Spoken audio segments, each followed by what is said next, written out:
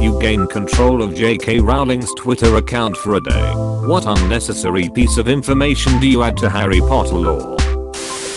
Potter Puppet Pals is now canon. Buckbeak is an animagus who is fully intelligent and capable of turning back into a human at any time, but doesn't because it's his fetish. I love this, because he was so committed he let himself be executed in the original timeline. That was his other fetish. Harry's favorite finger, for no particular reason, is his left index finger. Also, inexplicably, that's Ginny's as well, and strangely enough, Ginny's left index finger is Harry's favorite. All Hogwarts students are required to take a sex ed course. The teacher, Hagrid. Okay, now some needs to do a fanfic where Hagrid teaches sex ed. I don't mean an NC-17 thing either, I mean a legitimate humorous story. Make the fan theory that the surviving Weasley twin becomes the Gene Wilder Willy Wonka later in life. Harry wakes up in Hogwarts and everyone is gone for Christmas vacation when he has to defend the school from being robbed by Joe Pesci and Daniel Stern. The composition of the wand means nothing. A wizard could use a plastic drinking straw and it would work just fine, as long as they expect it to work.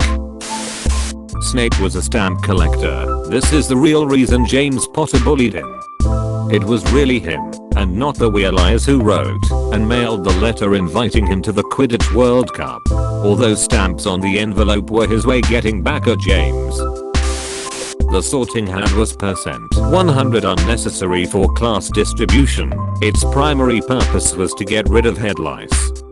I've got a secret affliction, Harry. Ron likes to take all his clothes off when he poops. Oddly enough, I have a friend who's been compared to Ron many times who also does this. Completely unnecessary.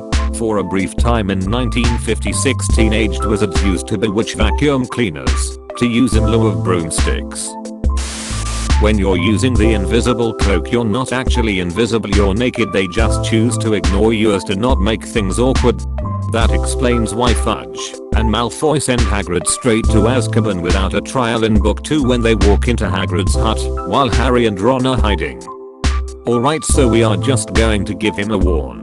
Why are there two naked kids huddled in a corner? The fuck, Hagrid? Azkaban it is. All of the really batshit information. Nagini being a cursed Korean lady, the vanishing shits, the whole cursed child play, all of that was just a Quibbler article. Ozzy no love good, you endearing fruitcake. Teenage wizards would jack off in front of the hottest moving paintings. I'm just now realizing the potential market for porn magazines at Hogwarts. The Forbidden Forest was probably littered with used, moving porn mags. Which is why the centaurs have such a low opinion of wizards. Is that meant to be a, but it's so small. Ron grew up to become Ed Sheeran. Hogwarts in the 60s was a drug-fueled technicolor dancing orgy every night, and the only reason it doesn't come up more often is because not a lot of people clearly remember it. That must be when Dumbledore made the switch from sharp-looking suits to colorful flowy robes. Oh, I love this. Just imagine Dumbledore on a rave. Harry put his name in the goblet of fire and the portion of Voldemort's soul in him allowed him to do so because it was old enough. How do you know? Did you ask him calmly? Did you put your fucking name in the goblet, you little cunt? Voldemort's penises also have snake-slit noses. Penises. Cursed fun fact, most snakes have 2 penises. And most snakes' penises are double-headed. And most of those are spiked. Hagrid tried faux and didn't really care for it. This is so delightfully pointless. I love it. Harry and Ron used some of Hermione's hair plus Polyjuice potion to kill some time in the dormitories. That was great, Ron. I promise I'll be Hermione next time. You always say that. I pictured they both drank it at the same time. And then the real Hermione walks in. That most people don't play beyond their early 20s because they develop Quidditch asshole. Every so often a player has to retire because a snitch goes somewhere where you don't usually want a vibrating golden orb, and frankly there's no returning from that ignominy. free prostate massage for life. Sounds great. The reason Dumbledore didn't bring back Harry's parents with the time turner is because Dumbledore always wanted a son of his own, but then changed his mind a few years later and dumped him at the Dursleys. Fred and George really switched places during the Battle of Hogwarts. When George died, Fred adopted George's life, complete with cutting off his ear, because he figured George wouldn't want him to spoil the joke. Makes sense as to why George ended up marrying Angelina Johnson, when it was Fred who dated her at Hogwarts. They both dated her, she only thought she was only dating Fred. Twin win. She knew it was only the rest of the school who was fooled. There's a witch writer called K.J. Loring, famous for her Muggle book series Harold Rogers, where the protagonist engages in wacky Muggle adventures. Edit. 48 embarks notices, and not one Hogwarts letter. With sidekicks Roberta Beasley and Herman Danger, a wacky Muggle adventure written from the perspective of a witch sounds like an amazing children book. Oh no, cried Sleeve McNitchell, the small fat child who could not fly. We are surrounded by criminals and wild animals and homework. What do we do? His best friend Todd Bonzales eyed the rhinoceros burglar nervously. Well, we can't fly away, that's for sure. This sounds like it could have come out of that algorithm-based chatbot thing that has been spewing out Harry Potter books. Buckbeak was a metaphor. Harry was born with a third testicle. At the time of bringing his kids to platform 9 3/4 at the end of the 7th book, Harry is out on bail for wizard tax evasion due to hiring Percy as his accountant.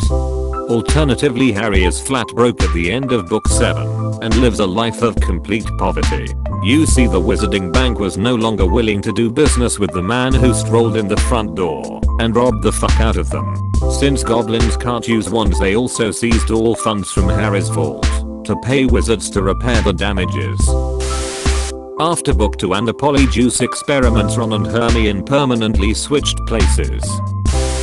I'd double down and declare that some of the older teachers at Hogwarts would forget they were supposed to use toilets now, so occasionally they just drop trow and urinate in front of everyone. Voldemort doesn't have a butthole after resurrection, he's like a smooth Ken doll down there. The My Immortal fanfic is now 100% canon. Thank you, JKR. I don't think I could top the post she made about wizards disappearing their poo with magic before muggles invented toilets. We know they were apparating it from the inside. Where it landed, nobody knows, but it probably gained sentience and mutated into a creature that only Hagrid could love. It became Umbridge. Moaning Myrtle was masturbating in the bathroom when she dies, hence the name Moaning Myrtle. She was reported as crying, based on what an ignorant first year claimed. Explains why she's incredibly horny for the guys. And also why the bathroom floor is always wet. I'd clarify that Dumbledore wasn't really gay, just gay for pay. Figure that way, nobody is happy. A gag for a galleon, Dumbledore? My robe doesn't come off that easily. You have to warm a girl up first. Offer me a butterbeer. Tell me my beard looks lovely today. Professor Snape was a single mother. Hermione's in a wheelchair. Guess which character is actually gay? All of them. Hagrid's dog Fluffy and Mrs. Norris were lovers. The sock that freed Dobby was actually a Potter family heirloom, having been worn by Bobby Charlton in the 1966 FIFA World Cup final. The Potters were very quiet about how they came to acquire it. Neville Longbottom has a 30.5cm cock. It balances out the weight from his long bottom, obviously. Ron is adopted and dyes his hair. Edit. Thanks for the gold, kind stranger. That the Queen of England is a living Horcrux and that's why she just won't die. Edit. Ooh, shiny. Thanks. Okay, this one is the best. She made herself a Horcrux as well as Prince Philip, and she is now the most powerful witch in all of Europe. How Hermione really loved pegging Ron after they got married.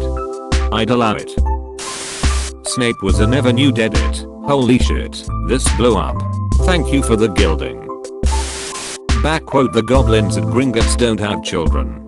They just randomly split one day during a mitosis-like process and then go about their days. Their suits are part of this process. My amazing. So I mean goblins are really weird, so I'm not surprised. Voldemort was voluntarily circumcised at the age of 18. His reasoning is that snakes don't have hoods. I would make it clear that the cursed child is not canon. Go one step further and declare it is an in-universe book written by Rita Skeeter. This is brilliant and would make so much more sense than that absolute dumpster fire did. Dobby's asshole has the same properties as a bag of holding and can expand to accommodate any object, no matter the girth. There are an unfortunate number of fanfics that would suddenly become canon compliant were this the case. Anything over 0 is an unfortunate number though, so nobody gives a fuck about Harry after he graduates and he ends up spending the rest of his life bitter and working as a barista at Wizard Starbucks in Hogsmeade. That the Hufflepuff common room had an orgy pit. The Forbidden Forest is forbidden because Dumbledore and Hagrid have an illegal grow-up hidden inside. The Wizarding School is a front to launder money. Don't forget to like and subscribe for more videos.